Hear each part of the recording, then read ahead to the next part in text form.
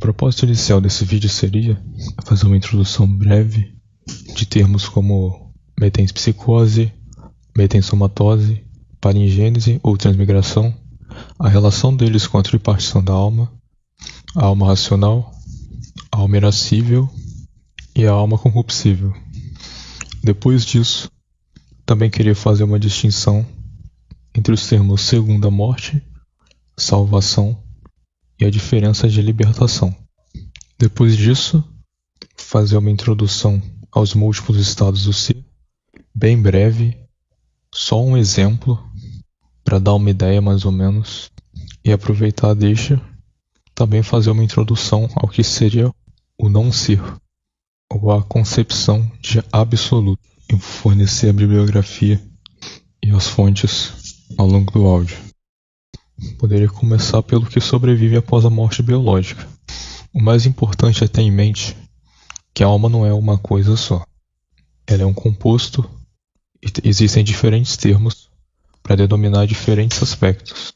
Por exemplo, as tradições vão usar termos específicos para descrever todas as realidades não físicas. Diversos filósofos gregos como Plotino, nas Enéidas, Platão em Timeu e no Fédon, vão abordar esses termos.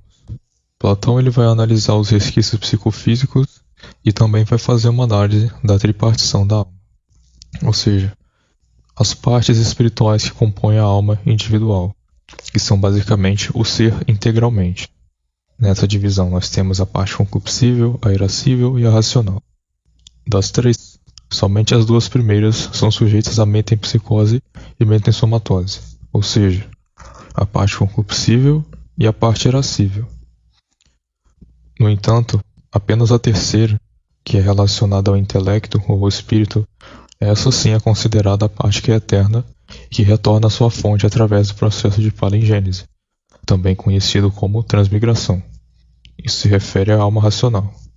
Para ter uma ideia, mais ou menos, de uma participação da alma em um elemento da eternidade, que não seja condicionado, o exemplo que Sócrates dá na sua teoria da anamnese ou recordação, porque esse ato de nomenclatura, ou seja, encontrar o nome de alguma coisa, a atribuição do ser expressa pelo nome, é atingir uma verdade subjacente que reflete a sutil participação da mente no Logos, ou na mente universal. Por exemplo, quando Adão vai dar um bom exemplo disso é quando Adão vai outorgar o nome às criaturas. Já no caso de Aristóteles, vai postular que todas as coisas possuem uma alma. No entanto, no caso do catolicismo, vai postular que só o ser humano possui uma alma imortal. Essa alma, ela preservaria as características da individualidade, estaria separada de Deus, porque ela conforma uma perspectiva religiosa.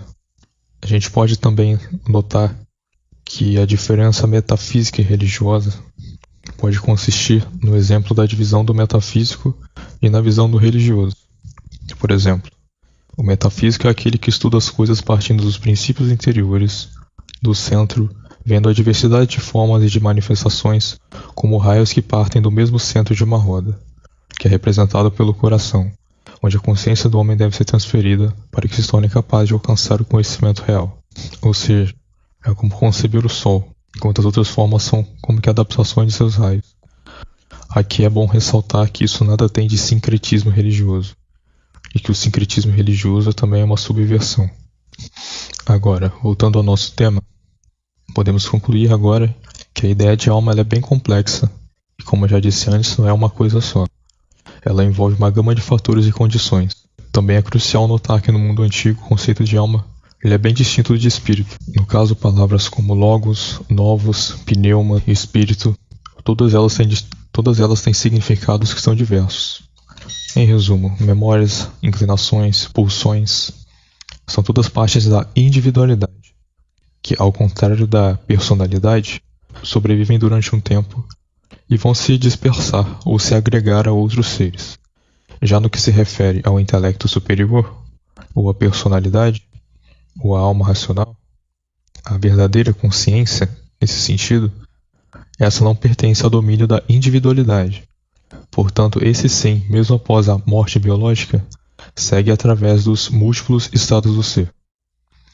Na concepção cristã, pode ser considerado como céu, inferno, purgatório, etc.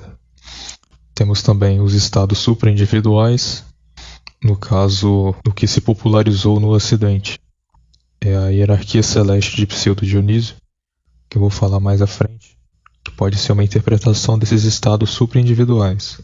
Também temos estados individuais. Também vale lembrar que nós não retornamos mais ao estado individual humano. E é justamente a confusão de retornarmos de novo a esse estado individual humano que gera a confusão desses termos que eu falei anteriormente, que vai levar muitas pessoas a atribuírem crenças reencarnacionistas a esses filósofos gregos como Platão, Pitágoras e Plotino, os neoplatônicos, e também os orientais, que vai incluir os hindus, os budistas, os egípcios e etc. Agora eu vou fazer uma introdução breve sobre esses 6 termos que nós falamos, da metempsicose e das partes da alma. No que se refere à metempsicose, ou seja, meta e psicoses, ou passar através e mente, implica apenas uma transmissão de características psíquicas, memórias, gostos, tendências. Por exemplo, quando o indivíduo vai captar os resíduos psicofísicos de um falecido, seria como transferir os arquivos de um computador para outro. E esses casos são erroneamente acreditados como reencarnação, por exemplo, de lembranças de vidas passadas. Tem diversas explicações. Agora, no caso de metensomatose, que seria meta e soma, soma se refere a corpo, envolve a captação de características físicas, pode ser atribuída hoje por herança genética. É importante ressaltar que esses 2 termos que falamos não se referem ao verdadeiro renascimento. Esses aí são apenas captações de resíduos psíquicos ou físicos. São elementos provenientes daquilo que dissemos que é a individualidade. A individualidade trata-se apenas da parte mortal do ser humano. No que se refere à palingênese, também conhecida como transmigração, essa sim é o verdadeiro renascimento. Ou seja, isso não se refere a uma captação de resíduos psicofísicos, mas a uma mudança de estado do ser, que tem relação aos estados múltiplos do ser. Um exemplo de palingênese pode ser o batismo, que o que vai renascer é o ser. Este renascimento, que se refere ao ser, ele pode se dar em estados superiores ou inferiores em relação ao estado humano. Como dissemos anteriormente, céu e inferno na linguagem cristã.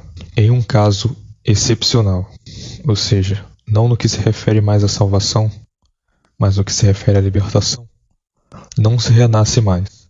Temos aí o caso da união suprema com tudo, que é conhecido também como a iluminação ou o Mahayuga. Agora, a tripartição da alma. A alma racional, ou o logisticon, essa é a personalidade, ou o eu verdadeiro. É essa que é eterna e retorna à sua fonte, passando pelo processo de palingênese. Nós poderíamos fazer uma comparação, por exemplo, com o Atma e o Jivatma. A alma racional pode ser comparada ao Jivatma, que são as ondas do oceano, enquanto ao Atma, este representa o ser e não muda em nada com a morte. O espírito é o oceano, enquanto a manifestação é o ser individualizado, ou seja, o Jivatma. Esse Jivatma vai se manifestar depois da dissolução da individualidade, dependendo do seu estágio no momento da morte. O Jivatma é aquele que vai colher o fruto das ações e vai se encaminhar para os estados inferiores do ser, ou para os estados superiores do ser, ou para a salvação, ou para a libertação. No que se refere à personalidade, esse é o princípio transcendente do ser, ou seja, aquilo que é verdadeiramente real e ressoa o absoluto. Quanto àquilo que chamamos de individualidade, esse é o conjunto de fatores que se agregam na manifestação. Ou seja, é como a comparação de uma máscara e o ser real. O ser real seria a personalidade, ou seja, o ator, que não é submetido às características da individualidade, ou seja, da máscara que o ator veste. Em relação à alma irascível, essa é alma no sentido grego, ou seja, aquilo que anima, é a energia vital que após a morte vai ser reintegrada a outras formas de vida. Vai nutrir os outros seres através de processos naturais de decomposição. Por exemplo, a energia elétrica, ela não morre quando o condutor se rompe. É nesse sentido que Aristóteles vai dizer que todas as coisas têm alma, ou seja, uma energia vital que permeia até aquilo que chamamos de inanimado. Quanto ao que se refere à alma concupiscível, essa sim é aquilo que vai ser submetido à metempsicose e metempsomatose, ou seja, são os nossos desejos, afetos, interesses e afins. Esses são os resíduos psicofísicos da individualidade.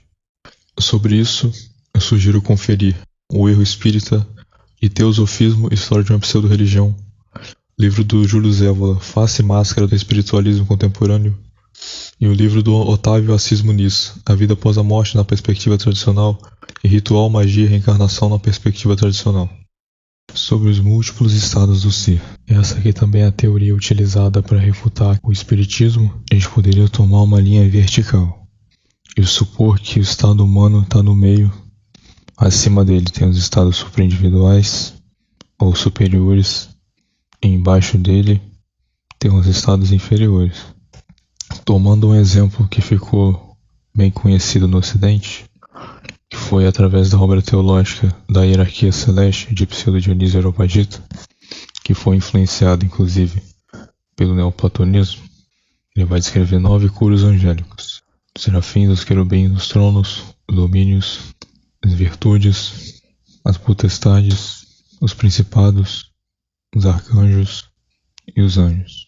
Trata-se, no caso da angelologia, a doutrina que se refere aos estados informais ou supraindividuais da manifestação.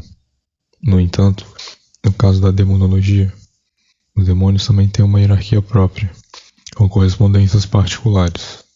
Por exemplo, imagine que no momento atual você se manifesta no estado humano. No entanto, também teriam tanto estados angélicos quanto infernais diversos, no qual o seu ser pode manifestar-se tanto na vida presente, em coextensões da individualidade, ou como continuidade após a morte biológica. Assim, quando nós tratamos de anjos e demônios nesse contexto, poderíamos utilizá-los como uma representação sensível de tanto estados superiores ou inferiores. E isso não sugere aqui que os anjos e outras espécies inteligíveis sejam ou já tenham sido humanos, nem que essas formas não existam, mas apenas que se podem ser usadas como base para representar estados diferentes. Porém, é no estado humano que é possível, nas doutrinas orientais, atingir o que eles chamam de libertação. Isso consiste em realizar todas as potencialidades de todos os estados do ser. Também é interessante notar que ao longo de toda a cosmologia medieval, também encontraríamos seres ligados a elementos, funções, estrelas, planetas, por exemplo, Sol, Lua, Mercúrio, Vênus, Marte, Júpiter, Saturno, os metais, como ouro, prata, mercúrio, cobre, ferro, estanho, chumbo, etc., onde cada um desses seres desempenharia um papel na ordem universal. Dentro da cosmologia medieval, por exemplo, Dante, na Divina Comédia, além de retratar seres humanos em estados infernais, apresenta a travessia da alma através de esferas concêntricas, que vão desde a limitação terrena até o trono divino. Nesse contexto, cada ser humano tem características muito próprias e há uma hierarquia natural em tudo o que é manifesto. Consequentemente, isso nos leva a concluir que o espírito aristocrático e hierárquico é algo muito anterior à própria humanidade. Nessa hierarquia, o estado humano encontra-se, por assim dizer, como eu disse no início, em um estado central ou intermediário. Já em outras tradições, encontraremos as descrições diferentes para determinados estados existenciais. O Islã, por exemplo, vai falar em djinns, em seres infernais, tanto quanto demônios ou shaitãs, ou como anjos caídos. A doutrina hindu e budista vai falar de reinos sansáricos compostos de deuses, asuras, humanos, animais, pretas e seres infernais. Além desses, haveriam também os rakshasas, os yakshas, os mauragas, os Kimnaras e os Nagas. Além destes também teremos estados de realização dentro do próprio estado humano. Na literatura chinesa a temática também se repete, com nomes diferentes. Dessa forma, o campo de estudo da metafísica é aquele que abrange todas as possibilidades do ser e de qualquer ser, em todos os seus estados. O que se deve entender é que o ser real tem em si mesmo a capacidade de se manifestar em todos esses estados. Ele não está fragmentado, mas apenas se manifesta em estados diferentes, dos quais o estado individual humano é apenas um. Poderíamos ter o exemplo de um fio vertical de imenso tecido. O fio vertical representa um ser. No caso do tecido horizontal, é um estado coextensivo desse ser.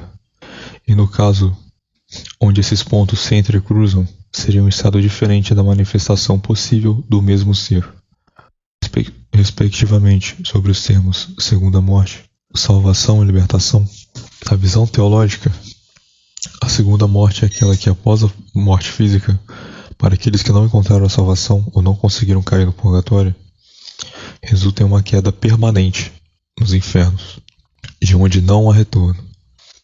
Já em uma visão metafísica, a segunda morte consiste na dissolução completa da individualidade e do estado humano, levando ao renascimento em um reino inferior, ou seja, um estado inferior de existência. Nesse contexto, trata-se de um estado infernal, a mais baixa e terrível de todas as mudanças, que diversos textos tradicionais descrevem com horrores e sofrimentos inimagináveis. E sem dúvida, tendo em vista os tempos atuais e a maioria dos homens que caem nesse estado. A palavra inferno deriva de ínferos, que significa o mais baixo, subterrâneo ou inferior. O homem moderno tende a ver a ideia de inferno como uma superstição projetada pela Igreja. No entanto, se corretamente compreendida, o inferno é uma realidade composta por seres reais, e não apenas algo psicológico ou dependente de uma crença, sendo simplesmente uma consequência lógica da própria condição e constituição do estado humano. Os infernos são descritos em várias camadas, cada uma com tipos de retribuições e sofrimentos contínuos por períodos de tempos indeterminados, ou seja, uma morte eterna, sugerindo uma decomposição e recomposição constante, onde o novo sofrimento sempre se inicia. No que se refere à salvação ou à ida para o céu no contexto cristão e religioso, refere-se este à fixação em um prolongamento humano, de forma que se evite o que denominamos anteriormente de segunda morte, ou a perdição eterna ou a condenação. Já do ponto de vista metafísico, embora a individualidade se dissolva, o estado humano é mantido em um conjunto de condições ideais, e em diferentes níveis, pois, como é sabido, também existem hierarquias entre os santos e os salvos. A salvação tem como função de proporcionar a libertação, a superação de todos os renascimentos. A libertação pode ser comparada a uma onda ou Jivatma que se desfaz e se torna parte do oceano inteiro, novamente, ou seja, o Atma. Disse também que quem se salvou alcançou a vida eterna.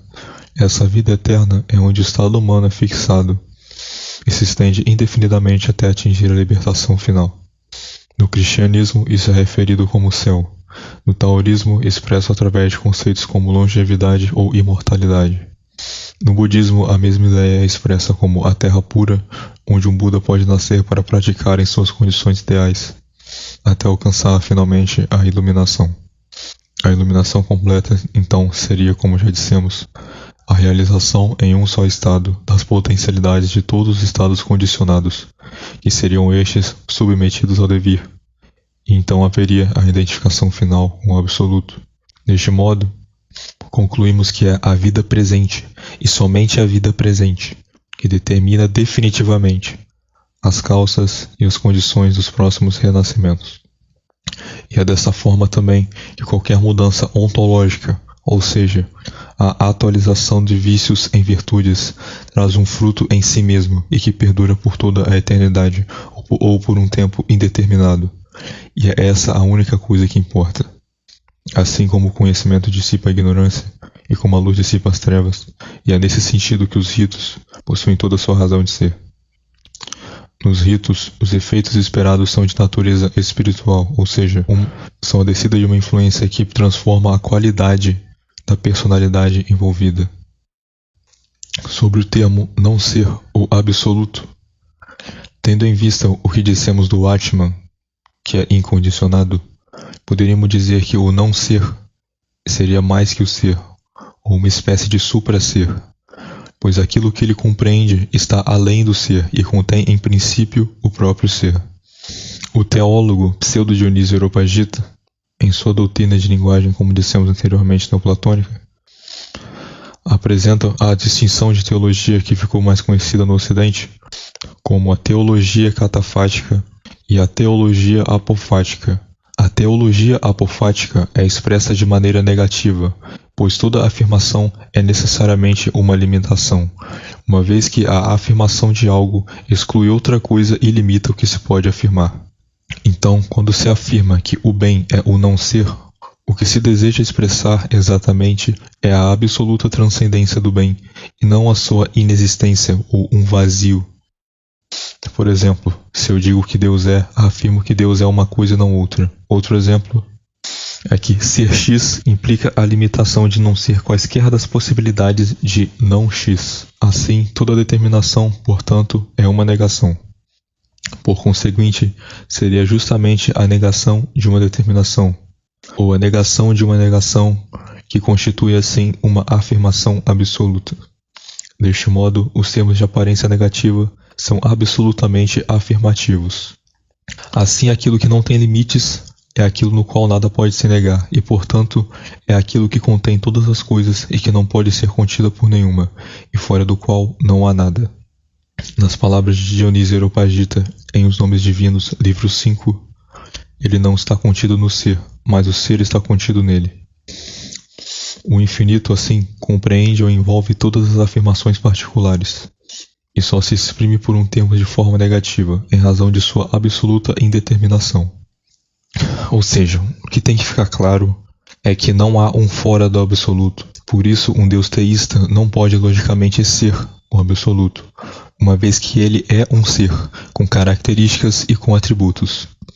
Ou seja, se você diz que Deus é onipotente, onisciente, bondoso, você está encerrando-o dentro de um conjunto de características, dizendo que ele é uma série de coisas, ou seja, é uma coisa e não outra.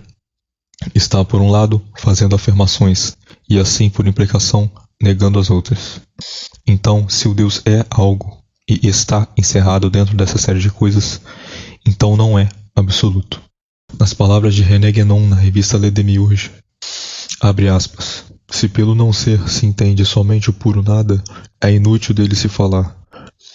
Pois que se pode dizer daquilo que não é nada? O ser é a manifestação do não ser assim entendido, está contido no estado potencial do não ser. A ligação do não ser com o ser é então a ligação do não manifestado com o manifestado. E pode-se dizer que o não manifestado é superior ao manifestado do qual é o princípio, uma vez que contém em potência todo o manifestado, mas aquilo que não é, não foi e não será jamais manifestado. Ao mesmo tempo, se vê que aqui é impossível falar de uma distinção real, pois o manifestado está contido em princípio no não manifestado. Entretanto, nós não podemos conceber o não manifestado diretamente, mas somente através do manifestado. Essa distinção existe então para nós, mas somente para nós. Em relação a isso, conferir os estados múltiplos do ser, capítulo 1, o infinito e a possibilidade, capítulo 3, o ser e o não ser, e o homem e seu devir segundo Vedanta, capítulo 15, o estado incondicionado de Atma. Também um artigo do blog do Rogério Oleninsky, intitulado Dionísio Areopagita, Teologia Catafática. A conclusão é que, portanto, se somos imortais, temos destino em essência e não por acidente. A imortalidade é então a nossa verdadeira condição e o plano de realidade no qual efetivamente existimos. Nesse caso, a presente vida corporal não é senão uma fração diminuta da nossa realidade, uma aparência momentânea que encobre a nossa verdadeira substância. A morte não pode imortalizar o mortal, só pode tornar manifesta a imortalidade pré-existente e impugnar no mesmo ato a ilusão da mortalidade. Do ponto de vista da imortalidade, uma única alma sequer vale mais do que todas as sociedades.